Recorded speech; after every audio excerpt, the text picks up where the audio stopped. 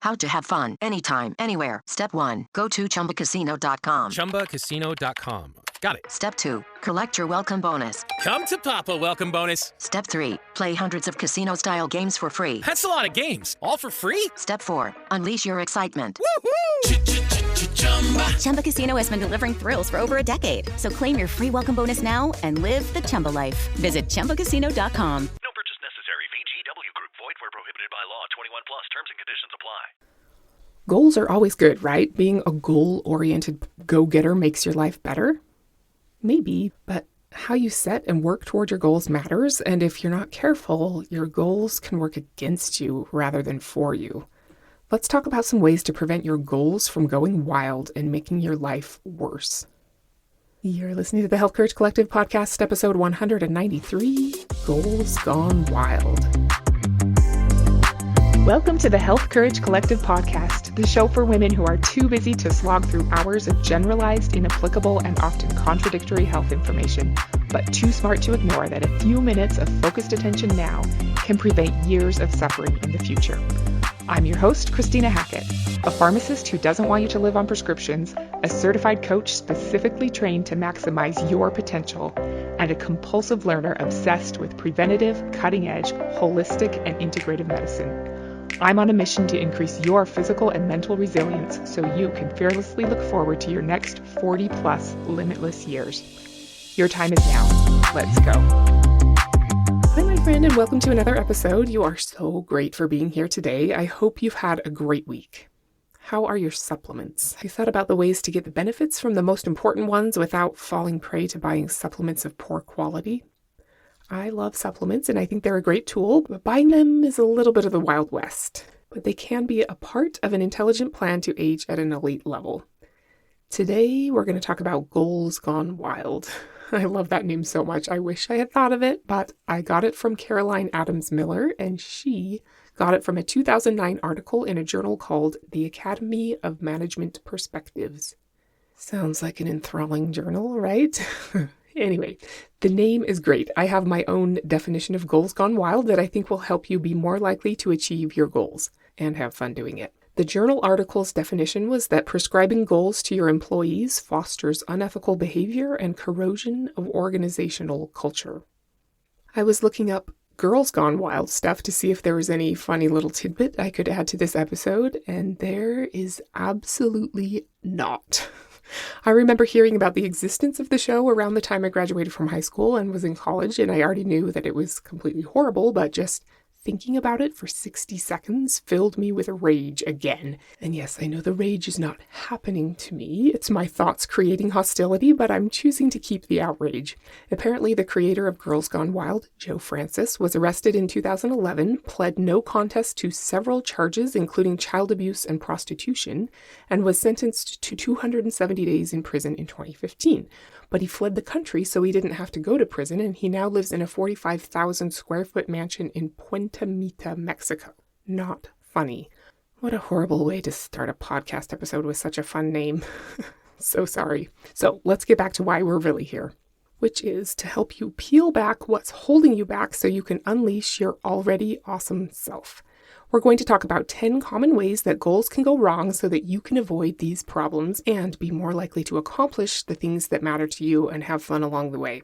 If you want some one-on-one help with a goal that you're working towards, send me a message at healthcouragecollective@gmail.com or check out Caroline Miller's book, Big Goals, for a helpful framework and all the scientific references you could ever want about what has been proven by research to work or not work.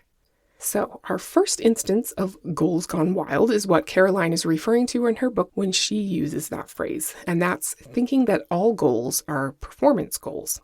I think I've always thought of pretty much all goals as performance goals. Other than instances of just trying to establish a habit, I thought goals were about performance. But according to her and a lot of the research that she's studied, we need to have very different goal strategies for learning goals than for performance goals. She says a performance goal is only when you already know how to do everything required to reach the desired level of performance. She uses the example of writing a book for her because she's written like 7 books or something, so she already knows how to do all the things. It's just a matter of executing them again. It's still hard, but it's not new. A learning goal requires you to figure out how to do some things that you don't yet know how to do. You will still have a specific desired outcome, but your approach needs to be different because you need to figure out a lot of stuff along the way. Most goals I can think of would be learning goals. If you want to gain 5 pounds of muscle because you know it's the real fountain of youth and the best way to tip the odds in favor of your future being lived in abnormally good health, but you've never gained muscle from a consistent and successful weightlifting strategy before, then it's a learning goal. A life-changing one that you should totally dominate, but it's not a performance goal, even though it sounds like one. Makes sense? I think the takeaway is to always consider whether you already know exactly how to do everything to accomplish your goal. If not, it's a learning goal, so take that into account and don't put unreasonable performance expectations on yourself.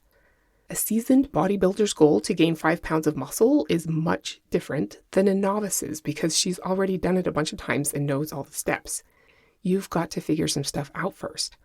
Honestly, that's kind of more fun. Celebrate learning how many reps to do to gain strength versus hypertrophy. Celebrate figuring out how long to rest between sets. Celebrate having to step back and take a little longer to make absolutely sure that you're lifting with the correct form. A learning goal is a little bit different, so honor that. The second way on my list that I see goals frequently go wrong is not being crystal clear about what you're trying to create. Or why. I'm sure we've all been guilty of this at some point. We might have some kind of fuzzy goal like, get healthy, which is great. I'd love for you to feel and be healthier, but it's not clear. What does that even mean? How will you know whether you achieved it? What exact steps are you going to take? How will you tell if those steps are working or if it's time to try something new? And why are you doing these things? What's the point? Get really clear. What does health mean to you? Do you just want to look better in your clothes? That's fine, but that's a cosmetic body appearance goal. The things you measure won't necessarily be tied to health. Do you want to avoid having to get your foot amputated the way your aunt did? That's very different, and it gives you a clue about what specific metrics to measure and track, which is extremely helpful. Do you want to have more energy at 4:00 p.m. every day? That's much more specific than get healthy, and it gives you a lot more clarity about how to formulate your strategic plan. So, no more vague goals. They pretty much eliminate our chances of reaching them, and worse than that, we use not reaching them as an excuse to berate ourselves for not being achievers. But it makes no sense.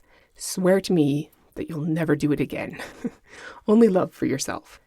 Very much tied to that, the next thing is having a poor reason for your goal. Either a fuzzy reason or a stupid reason or a reason that you don't actually care about.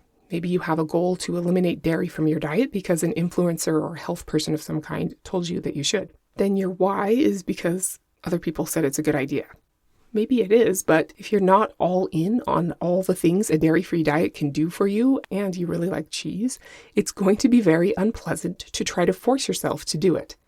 Exactly why is it such a good idea? Only do things that really matter to you. Maybe you heard that your skin condition might clear up without dairy. Then you can run an experiment with a definite endpoint and see what happens and whether the results are worth the price that you had to pay. A limited time experiment is way more enjoyable than feeling like a bad person for eating yogurt. Stupid reasons are things that other people tell you you should care about, but you just don't. Life's too short to spend your energy on things that you don't actually care about. The real reason to want to go after a goal is to prove to yourself that you're the kind of person who can do hard things required to reach an outcome that actually matters to you. Forget everyone else's opinions. Tied to that is our fourth way that goals can go wrong, which is believing you'll be happier when you reach your goal. Guess what? You won't. Wah, wah. You might celebrate your accomplishment, and you should. You might experience some benefits, which is fantastic, but you won't go from a miserable, sniveling wretch to a cheery, confident Meghan Markle or Michelle Obama or whoever you look up to once you achieve your goal. In fact, you're much less likely to achieve your goal at all if you don't do the work to improve your mood first. A cool study by Sonia Lyubomirsky, Ed Diener, and Lara King showed that we can usually only achieve our goals if we're in what they call a flourishing emotional state beforehand. We don't become happy after an achievement. We have to prime the pump for success by becoming happy first. In big goals, Caroline suggests that you make yourself a boot up menu for boosting your well-being before you start your goal and before you do the daily steps for your goal. I love the idea of having to boot yourself up to run the program that installs success in your life, don't you? What would be on your boot up menu? I wish you could tell me. Caroline suggests using your personal unique strengths in some way. That means me being very prudent about my daily choices helps boot me up. That sounds so boring, but it's also true that being sensible and cautious makes me feel good. Maybe your top strength is faith, or appreciating beauty, or being creative or competitive. You can use those things to boot yourself up. Isn't that cool? Some universal things also include gratitude, volunteering, exercising, journaling, meditation, mindfulness, forgiveness, and awe. Remember that you will not achieve happiness when you achieve your goal. Get into a flourishing emotional state first, and you'll be much more likely to reach your goal. And it will be way more enjoyable. You deserve some pleasure along the way. The fifth way goals go wild is being laser focused on the outcome. This is a juicy one because it's often what we're told to do.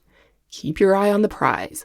Only see the finish line. Imagine how you'll feel when you're getting your reward on top of the mountain. Whatever. But that's crap. A desired outcome is necessary because it helps us know where to aim. I don't go bowling very often, but I went with my boys back over Christmas break. It was only about togetherness and we didn't care at all about the score, but even so, it would not have been fun at all if there had been a curtain in front of the pins and we just bowled into the curtain and never knew whether we knocked anything over. I won both games, by the way, so maybe one of us cared about the score. I'm not any good, but I've bowled many more times than they have. It's a perk of not having the internet as a child. Anyway, the way you're actually going to achieve the thing that you want is as a byproduct of being solely focused on your process. Exactly what are you going to do to hit the target you've set? Doing that is the only thing that really matters. I know I've told this story before, but it's such a good example of being process-focused. Mental toughness coach Lanny Basham, who is a gold medal winning rifle shooter, the epitome of focusing on hitting a target, right, had a client who was a professional golfer. He was really struggling, so Lanny worked with him to get him to completely forget about winning tournaments and focus only on mastering the process instead. They determined the process steps that led up to a successful shot, and his job was to focus exclusively on those steps. During a tournament, he was out on the 18th green, focusing on his process, lining up the putt, breathing in a certain pattern or whatever. He made the putt, and his partner shook his hand.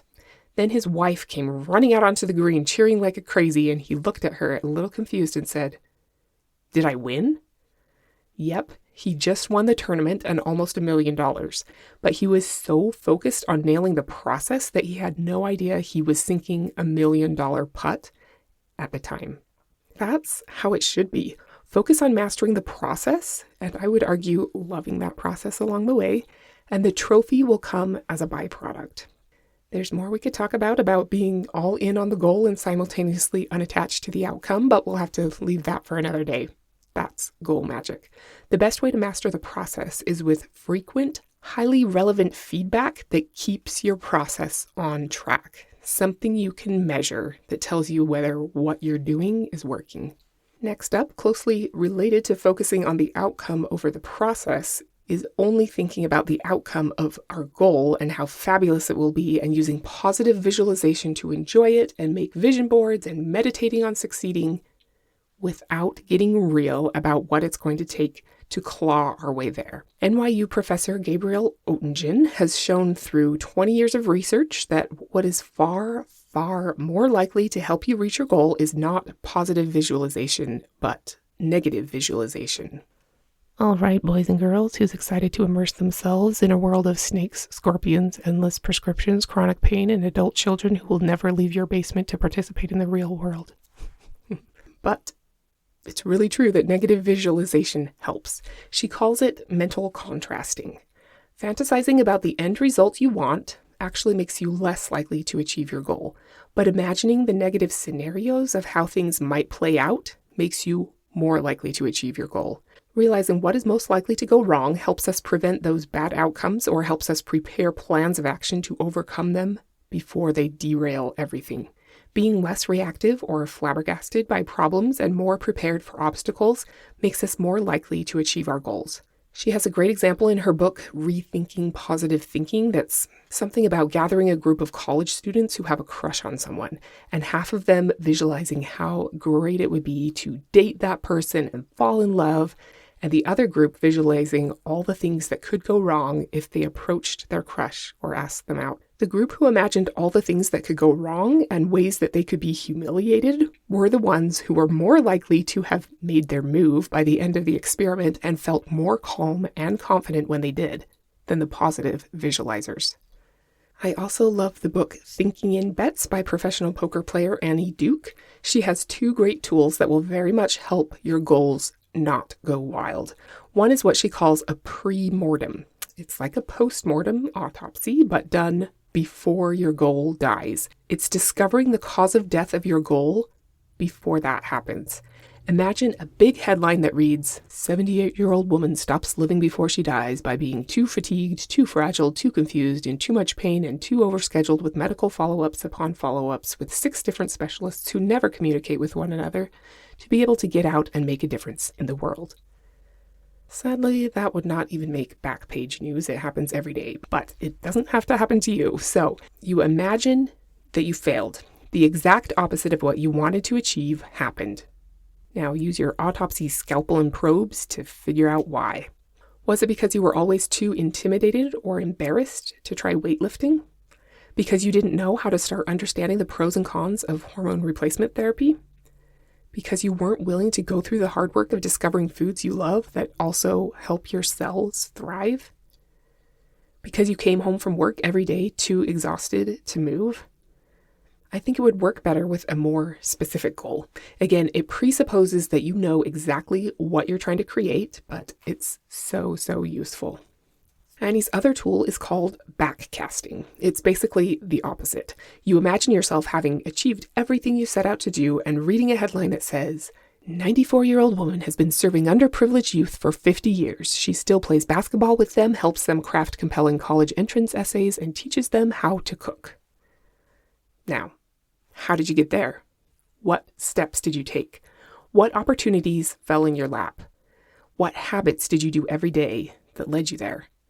What relationships did you let go of? What relationships did you establish and nurture? What decisions did you make? What did you eat? How much did you sleep? What kind of movement did you do? How much screen time did you engage in every day? This is also uber useful. Standing at the end, looking back, is a much better perspective than standing at the beginning trying to look forward. It increases our chances of helpful things happening to us, but it also is a way to think through obstacles and how we can overcome them. Imagining both positive and negative futures helps us build a more realistic vision and to construct a plan that will actually work. It's not as fun as just visualizing how awesome we're going to feel, but it is way more effective. Another goal pitfall is that we get excited about a goal we want to go after, but we often don't think through in detail all of the investments that will be required of us in order to succeed. Let's say you're feeling the effects of not moving your body much over the last 10 years and you get really excited about competing in a triathlon. It feels right. It's the thing that lights you up. That's awesome. You probably know about buying a tri-suit and paying the entrance fee and possibly travel costs to get there. And of course, you need a bike. You may or may not have thought through everything you'll have to buy along the way for training and recovery. A percussive massager, foam roller, running shoes, swimsuits, sports bras, anti-chafing balm, a Garmin watch, special cold or hot weather items, particular water bottles, energy goos that you end up throwing away because they make you feel like there's a vice around your small intestines, Stinger waffles, electrolytes for your water, protein shakes. The list could go on forever. Maybe you need to hire childcare or elder care or pet care for the times that you're training.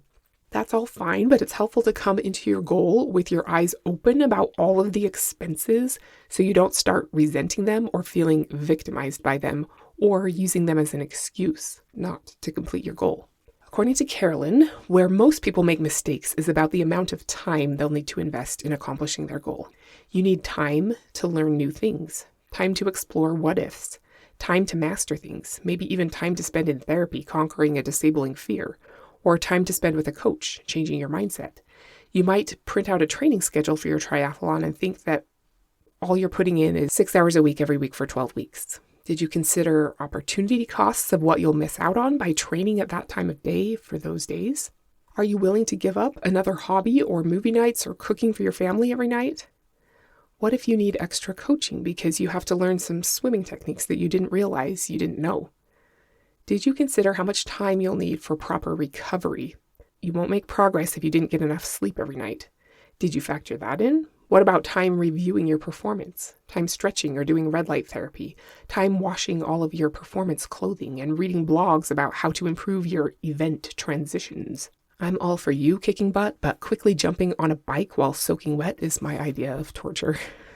Knowing the time and money investments ahead of time helps you feel like your goal isn't swallowing you whole, and considering the emotional and mental and physical effort required really helps prepare you to embark on your chosen journey with wisdom.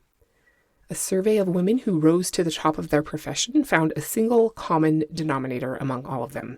They outsourced as many tasks as possible that took them away from being the very best that they could be.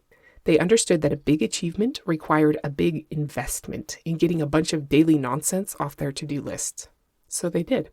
Investment is the difference between crossing the finish line and being an almost ran, between being a doer and being a dreamer. Next up, this is an interesting one that I would say I don't ever really think about when I'm setting and planning goals, but in her book, Big Goals, Caroline Miller says that in order to achieve something great, we need to engineer everything in our life to tilt us towards success, including people. Goals can go wild when we try to achieve something important to us without knowing who evokes the best in us and who brings out the worst. Like Ebola, we can catch behaviors and mindsets from people in our environment. What ways of thinking and being do you want to catch on purpose? What groups do you know that have the highest amount of that contagion in the air? Who tends to see things the way you wish you did? It's so easy to sabotage yourself without knowing it by spending all of your time with people who have the same old mindset that you're trying to get away from. The research is clear that the fastest way to change is to join a group where your desired behavior is the norm. Spending time with people with high standards that you're looking to adopt, especially in the area of the goal that you're working toward, is priceless. Thinking about who you spend time with and what influence that has on you is a very underappreciated factor in whether you'll fail or succeed at that goal and how difficult it will feel. Also, seek out people who have different perspectives than you, who can challenge your thinking. Try to engage with groups of different ethnicities, faiths, socioeconomic statuses, genders, and political opinions. People are a huge part of why goals could go wrong and how they could go right in ways that you never even anticipated. When you have a big dream and you share it with the wrong person, you're very likely to come to the, quote, realization that you're a moron for even imagining that this was something you can do. That's a big deal. It's a very common goal crusher, so be so careful. When you have a big dream and share it with the right person, they get as excited about it as you are and will do everything they can to cheer you on and make you feel like those dreams will happen. It's important to make sure you don't have any dementors around you on your personal Hogwarts Express train to your goal, or all of your hope and joy will get sucked out of you before you even have the chance to get very far. Keep your Patronus charm handy and purposefully surround yourself with magical creature-type people who naturally encourage you to drive your life forward. You're doing great. 9th is something Caroline Miller calls bad grit. We've all had it hammered into our heads over and over that we need more grit, and grit is always good. Never, never, never, never give up. I don't think I need to go into her examples of ambulances waiting outside of Amazon warehouses to collect workers because Jeff Bezos is all about grit. I'm confident that the way your goal will go wild is not that you are going to treat thousands of human beings like disposable robots in service of your dream. But if you have been thinking about that, I'd like to encourage you to reconsider. Goals can go bad when we're holding too tightly to them when it no longer makes sense, or when we're holding too tightly to exactly how it needs to happen or precisely when it needs to happen, or when we're running ourselves ragged doing things that are not providing a value that exceeds the cost that we're paying. Never, ever, ever, ever, ever giving up is awesome, except when it's not. If the price you're paying is not worth the outcome, it's not wise grit. If you're hurting yourself, it's poor judgment. Annie Duke, the professional poker player who wrote the book Thinking Bets, has another book called Quit, all about all the reasons that you should stop trying to do some things. Sometimes grit and persistence and never giving up will literally kill you. It has killed people. She gives examples of them in her book. Every once in a while, tenacity can create goals gone wild. Sometimes it's time to give up, and that's okay. A great way to prevent getting into a bad situation where you're grinding yourself to nothingness for no good reason is to establish criteria ahead of time that will indicate it's time to stop or reevaluate. If you're 18 weeks into a 24-week training schedule for your marathon and you cannot get close to your mileage or your pace, that might be a reason to pull the plug on the race that you're signed up for. Then you can reevaluate your options. Do you want to keep the goal and just need to move your end date out to keep following the same plan? Or do you need to pick a different date or a different training strategy? You could also go deep and ask yourself what feeling you're trying to create by finishing a marathon and see if there's another way you can achieve that feeling that would work better for you. Grit is great, but running a 26-mile endurance race if you're woefully unprepared would not be good grit. Training appropriately every day, especially when you have a lot of excuses you could use to convince yourself not to, is good grit.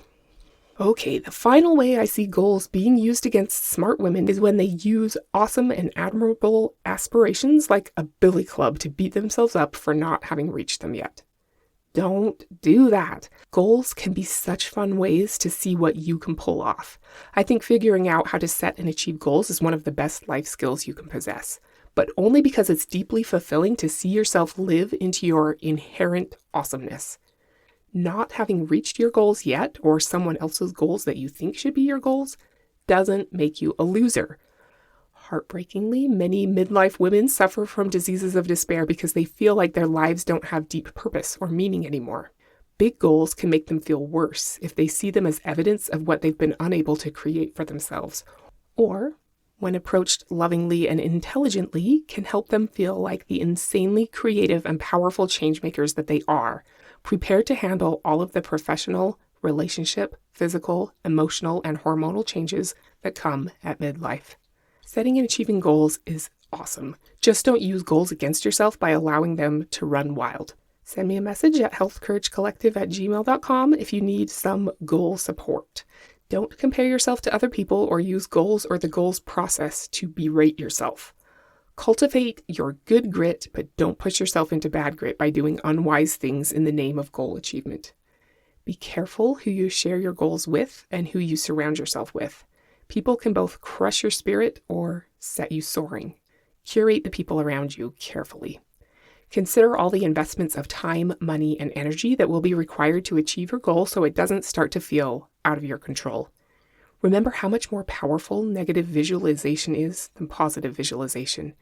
Do both from the perspective of the finish line, and you'll gain a ton of useful data that will drastically increase your chances of success.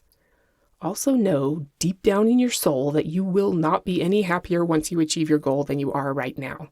Use your boot up menu to get into a happy and flourishing state right now, and you'll be way more likely to achieve your goal. Make sure the reason you're going after whatever you're going after is clear to you, and more importantly, that it's your very own, not because you think you should or someone else thinks you should. Life is too precious to spend toiling away at what some mouth breather thinks you should do. Do what matters to you. Also, be absolutely crystal clear about what exactly you're setting out to accomplish. No fuzzy goals. Lastly, remember that there's a difference between achievement goals and learning goals. You need a different approach and a different time frame and different ways of measuring your progress if your goal involves doing something that you don't already know how to do. That's important. Thank you so much for being here today. You are terrific. Next week, we're going to talk about deciding not to get Alzheimer's. Until then, keep your goals poised, confident, and well-behaved so that they work for you, not against you. And don't be normal. Thank you so much for tuning into the Health Courage Collective podcast. I am truly honored that you have paid me the enormous compliment of your time and attention. I would be so grateful if you would share this podcast with someone you know and subscribe so you never miss an episode. This podcast is for entertainment and information purposes only. Statements and views on this podcast are not medical advice. This podcast, including Christina Hackett and producers, disclaim responsibility for any possible adverse events by use of information contained herein. If you think you have a medical problem, consult a licensed physician. How to have fun anytime, anywhere. Step 1. Go to chumbacasino.com. ChumbaCasino.com. Got it. Step 2. Collect your welcome bonus. Come to Papa Welcome Bonus. Step 3. Play hundreds of casino-style games for free. That's a lot of games. All for free? Step 4. Unleash your excitement. Woohoo! Chumba Casino has been delivering thrills for over a decade. So claim your free welcome bonus now and live the Chumba life. Visit chumbacasino.com.